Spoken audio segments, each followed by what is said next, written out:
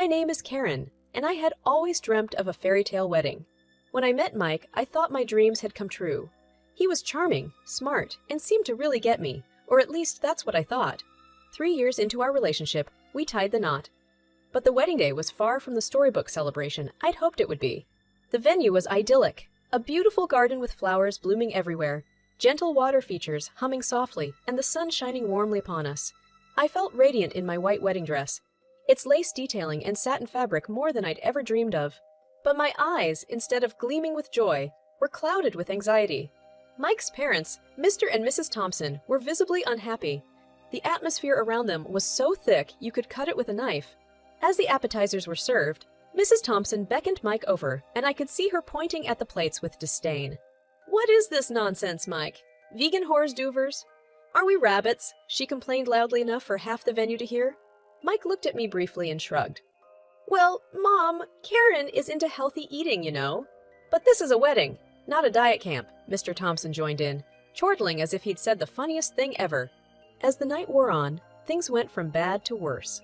They criticized everything, from the choice of classical music that played softly in the background to the vibrant, yet elegant decor that had taken me months to finalize. During the first dance, as Mike and I swayed on the dance floor, he looked into my eyes. For a moment, I thought he might finally stand up for me. Instead, he said, "You know how they are. Just let them have their say. It's easier that way." Easier for whom? I thought. This was supposed to be our day, a symbol of our future life together, yet it felt like I was auditioning for a lifetime role as a submissive daughter, in-law, forever doomed to be the outcast in my own home. By the time we cut the cake, another fiasco unfolded. As we were about to feed each other the first slice, Mr. Thompson interrupted. "I hope this cake at least is not one of those new, wage sugar-free disasters." "It's a regular cake, Dad," Mike mumbled, almost inaudible, not looking at me. "But is it gluten? Free? Soy? Free? Fry?" The tension was unbearable, and as the night finally came to an end, my fears solidified into an unsettling realization. Mike had not stood up for me, not even once. Instead, he'd allowed his parents to belittle and disrespect me on what should have been the happiest day of my life. As we drove off to our honeymoon suite, the "Just Married" sign on our car felt like a cruel joke. I looked over at Mike, who was focused on the road, seemingly unfazed by the day's events. The sinking feeling in my gut told me that this wasn't just a single bad day. It was a forewarning of the life that awaited me. And so, even amidst the floral arrangements, the beautiful venue, and the dreamlike quality of my dress, my wedding day became a disaster. What was supposed to be a celebration of love and unity turned into a stage for humiliation and disparagement, starring Mr. and Mrs. Thompson and supported by the man I had just married. I should have seen it as a sign, a big red flag waving in the wind, but sometimes love, or what you think is love, blinds you to the hard truths staring you in the face. It was a hard lesson to learn, one that set the stage for what was about to become the hardest period of my life. But as the saying goes, what doesn't kill you makes you stronger. We returned from a honeymoon that felt more like a continuation of our wedding day's uneasy tension than a romantic getaway. The real world was waiting, and for me, that meant returning to my high-stress, high-work job at a large tech company. I had a home, a good job, and ostensibly a new life partner. On paper, everything looked perfect, but reality was far from it. The decision to move into my house was logical, at least financially. I had a steady income, and my 2-bedroom house was comfortably furnished and located close to my workplace. Mike was still in the throes of job hunting, attending interviews here and there, but never seeming to land anything solid. "So, when do you think you'll find a job?" I'd ask, trying to be as delicate as possible. "I have some leads, Karen. Don't worry, good things take time," he'd reply nonchalantly, almost as if my concerns were unfounded. What troubled me even more were the frequent visits from Mr. and Mrs. Thompson. It seemed as though they'd made it their life's mission to criticize every aspect of how I managed my, now our, household. As soon as they'd walk through the door, the snide comments would begin.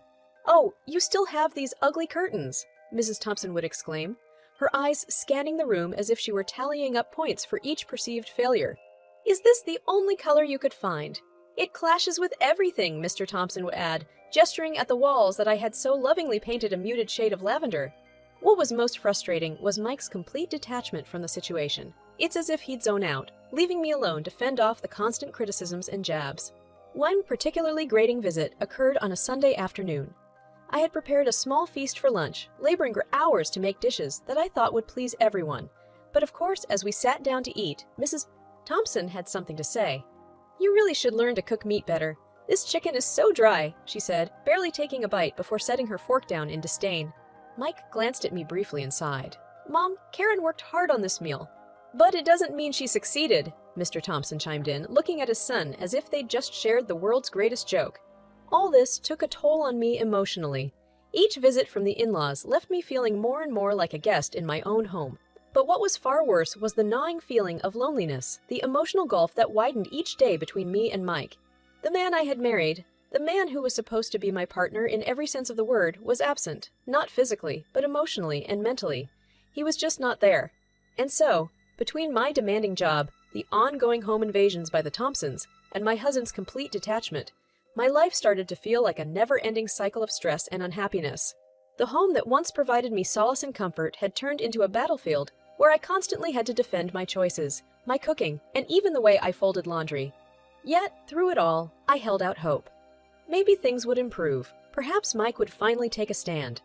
But as you'll come to see, hope can sometimes be a cruel joke, one that leaves you more vulnerable to the harsh blows that life inevitably throws your way. Little did I know that the situation was about to escalate in a manner that would completely shatter what little peace remained in my life. By now, my life was a tightrope walk. Each day, a balancing act between maintaining my high-stakes job and navigating the war zone my home had become. Just when I thought I'd gotten the hang of it, life threw me another curveball. It was a Friday evening, and I was looking forward to some downtime after a particularly grueling week at work. As I pulled into the driveway, I noticed a car that looked all too familiar. Mr. and Mrs. Thompson's SUV. I walked into my house and found Mike, along with his parents, in the living room, suitcases piled up around them. My heart sank as I realized what was happening. "Karen, my parents are going to be staying with us for a while," Mike announced, as though he was informing me of a minor, inconsequential change in our plans. "Staying with us? For how long?" I asked, trying to keep my voice steady. "Could be a few weeks, could be more. You know they're having some renovations done at their place," Mike said, clearly avoiding eye contact. "That's right, and we thought we'd spend this time with our wonderful son and his lovely wife," Mrs. Thompson cooed sarcastically, smiling a smile that didn't quite reach her eyes. Something inside me snapped. This was too much. "Mike, can we talk?" "Alone," I said, gesturing towards the kitchen. Once we were out of earshot, I let it out. "This is my house too, you know. You can't just invite your parents to live with us without even asking me first. They make my life miserable every time they're here." Mike sighed. "I know it's not ideal, Karen, but they're my parents. What do you want me to do?" "Stand up for me for once. Make them respect me, or our home, or our life," I pleaded. He looked at me, almost as if he was about to say something meaningful, but then he simply shook his head. "Look, it's just for a little while. You'll hardly notice they're here." "Hardly notice?" I was incredulous. "Your mother criticizes everything from the way I cook to the way I breathe. Your father backs her up on every snide comment. And you do nothing." Mike looked more annoyed than apologetic. "They're old, set in their ways. Let's just suck it up for a while. It's not a big deal." But it was a big deal. A very big deal. That evening marked a turning point for me. I realized that if I kept on this path, I would be condemning myself to a life of misery, subjugation, and loneliness. My husband, the man who had vowed to love and cherish me, was offering me neither love nor cherishment. He was a bystander in the downward spiral that my life had become. It was crystal clear that Mike would never stand up for me. He would always choose the path of least resistance, even if that meant sacrificing my happiness and well-being. The utter lack of support and empathy shook me to the core. I couldn't go on like this, tiptoeing around my own home, always second, guessing myself because I feared criticism from people who were supposed to be family. It was time to plan, to take matters into my own hands. Sometimes when you reach your breaking point, it doesn't mean you've broken. It means you break free. And break free, I would, no matter the cost. Complaining about my cooking and making snide comments about the cleanliness of the house, or lack thereof, in their opinion. I was seething on the inside, but held my tongue. I was biding my time, meticulously observing their patterns, their conversations, and their plans. I needed to know what they were up to ensure that my plan would hit them where it hurt the most. One night, while pretending to be engrossed in a spreadsheet for work, I overheard them talking to Mike in hushed voices. They were planning a trip, a lavish weekend vacation to another country. "So, we'll leave next Friday. The tickets are a little pricey, but it'll be worth it, Mike's father was saying. We've earned a little luxury, his mother added. And Karen's credit card can handle it. Sure, it'll be fun, Mike agreed, not bothering to consult me as usual. What about Karen, though? Is she coming? We thought she'd be too busy with work. And besides, someone has to look after the house, his mother said, a note of glee in her voice. It was the perfect opportunity, a chance to deliver a blow that they couldn't ignore.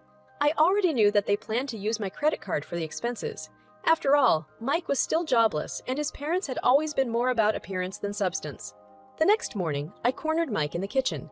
I heard you talking about the trip last night. Thanks for including me in the plans, I said, my voice dripping with sarcasm. He looked a bit flustered but quickly recovered. Well, it's just a quick getaway, nothing fancy. Plus, you're always busy with work. So you decided for me that I'd rather work than spend time with my family. I probed, laying the groundwork for my plan. I just thought. Exactly, you thought. You didn't ask, I cut him off, making sure to keep my tone controlled. Fine, go on your trip. Have fun. Little did they know I had already set the wheels in motion. I called the credit card company and explained that I'd be putting a temporary block on my card starting from the day they were supposed to leave. I was told it was an unusual request, but feasible. If anyone tried to use the card during that time, they'd be stuck. I couldn't help but smile at the thought. Stranding them in a foreign country with no money would be poetic justice.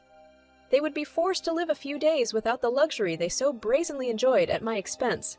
And this time, I would have the upper hand. It was a desperate move, a Hail Mary of sorts, but desperate times call for desperate measures. The day of their departure was tinged with a sense of finality for me, as I watched them lug their suitcases to the car. Each step they took felt like a step towards my emancipation. They were walking right into my carefully laid trap, blissfully unaware that the tables were about to turn. And this time, there would be no escape. The morning they left, I waved them off with a perfectly practiced smile, ensuring that no suspicion would be aroused. They were flying off to what they assumed would be a vacation paradise, but in reality, they were heading towards a financial deadlock.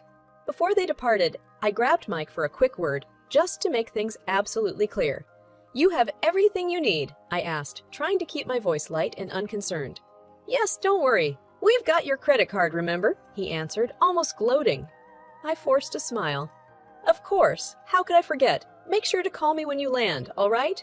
Once their car was out of sight, I went inside and immediately called my credit card company. I'd like to go ahead with a temporary block on my account, starting now, I said, my heart pounding in my chest. Understood, ma'am. Your card will be blocked for all transactions starting immediately until you lift the freeze, the customer service agent confirmed. The hours that followed were a blur of nervous energy. I busied myself with household chores I had long ignored, trying not to clock, watch, but failing miserably. It wasn't until late into the night that my phone buzzed with an international number flashing on the screen. I took a deep breath before answering. What the hell, Karen? What kind of sick joke is this? It was my mother-in-law, and she was livid. Excuse me, what are you talking about? I feigned ignorance.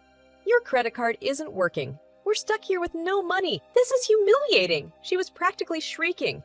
Well, that sounds like a personal problem, I retorted. What did you say? Do you realize what you've done? I realize that I finally stopped being your doormat, I answered, my voice icy calm. If you wanted a vacation, you should have thought about how you'd pay for it. Do you think this is funny? Stranding us here. We have no way of coming back, she hissed. If you're stranded, then consider it a well-deserved extension of your holiday, I quipped. The card will remain blocked until I decide otherwise. Enjoy your trip. I hung up, my hands shaking, but my resolve stronger than ever. I'd executed the first part of my plan flawlessly. They had gotten a taste of their own medicine, but it wasn't over. My next call was to a divorce attorney. It was high time I extricated myself from a marriage that had become a prison. I had taken the first step in reclaiming my life, and there was no turning back. Finally, for the first time in a long while, I felt like I was in control. They would eventually find their way back, of course, but they'd be returning to a world where the rules had changed. I would not be the same pushover Karen that they left behind. As for the $500,000 they had already squandered, well, they'd have to find a way to pay it back, every last cent of it. My plan was in motion, and there was no stopping it now. The days seemed to stretch infinitely while I waited for their return. I used the time to put my affairs in order, meeting with a divorce attorney and discussing the fastest way to untangle myself from this disastrous marriage. With the separation paperwork in progress, I also had my locks changed and started the process of legally reclaiming the $500,000 they had squandered. 2 weeks later, their flight landed. My phone buzzed with a torrent of missed calls and voicemails, but I didn't pick up. I was savoring my solitude and the newfound strength it had given me. They arrived at the house, their faces a mixture of rage and humiliation. They found themselves locked out, standing on the porch with suitcases in hand. Finally, I opened the door. "What is the meaning of this, Karen?" Mike bellowed. "I think you know," I responded calmly. "You can't enter. This is my house, and you're no longer welcome." "This is my home too, Karen." "Not anymore. I've filed for divorce.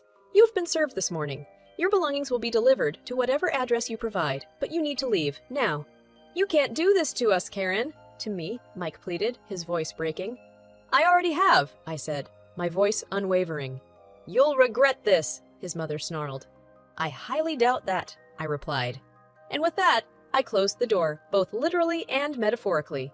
My phone buzzed with a message from my attorney confirming that Mike and his parents had been served with legal notices for the return of the $500,000 they had spent, on top of the divorce papers.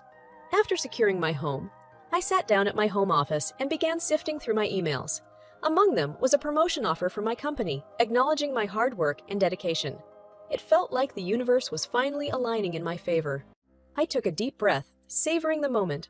For the first time in years, I felt like I could breathe, like I was finally free of the chains that had bound me.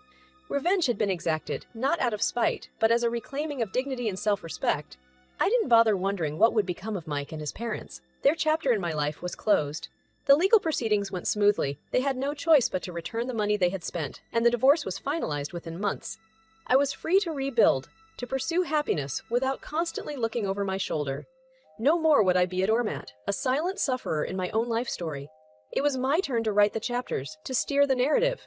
As for Mike and his parents, they faced the kind of financial and emotional destitution they had planned for me.